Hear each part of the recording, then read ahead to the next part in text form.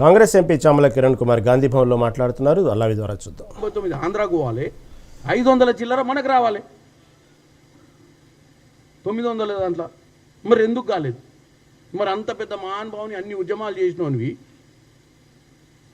మరి ఆ రోజు 299కి కుదిస్తే మరి 10 ఏళ్ళు ఎందుకు నోరు నిమ్మకు నీరెత్తినట్టు నవ్వు ఎందుకు పోరాటం చేయలేదు? ఎందుకు కృష్ణానది గురించి నువ్వు పట్టించుకోలేదు? దాని మీద ఉన్న ప్రాజెక్టుల గురించి పట్టించుకోలేదు.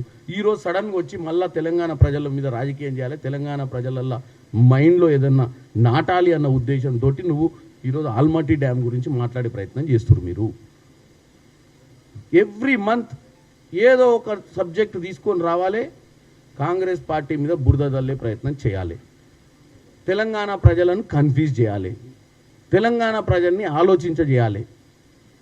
ఏమని మేము కాంగ్రెస్ పార్టీని అధికారంలోకి తెచ్చినాం కదా, మేము కరెక్టే చేసినామా లేదా అనే ఒక ఆలోచనను రేకించడానికే మాట్లాడుతున్నారు తప్ప అసలు టెక్నికల్ సబ్జెక్ట్ ఏమి ఆల్రెడీ మ్యాటర్ 2011 నుంచి ఉంది. వాళ్ళు ల్యాండ్ ఎక్వైజిషన్ చేస్తున్నాం, డబ్బులు ఖర్చు చేయడం మీ హయాంలో చెప్తుండు, ఇప్పుడు చెప్తుండు, అప్పుడు చెప్తుండు వాని బాధవాడు.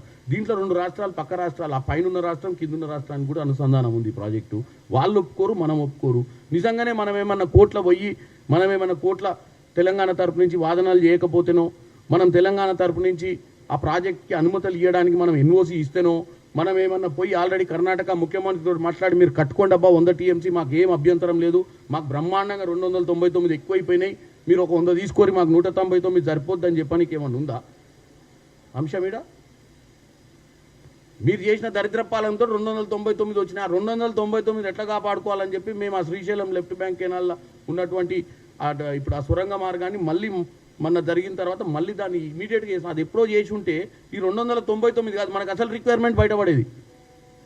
ప్రాజెక్టులు కంప్లీట్ చేసి ఉంటే పాలమూరు రంగారెడ్డి, ఎస్ఎల్బిసి టన్నలు ఇవన్నీ కనుక మీరు 5,000 కోట్లు 10,000 కోట్లు పెట్టుంటే 5-6 లక్షల ఎకరాలకు నీళ్లు సాగేది. వాస్తవంగా తెలంగాణ బిడ్డలకు తెలంగాణ తెచ్చుకునేందుకు నీళ్ల విషయంలో న్యాయం జరిగేది.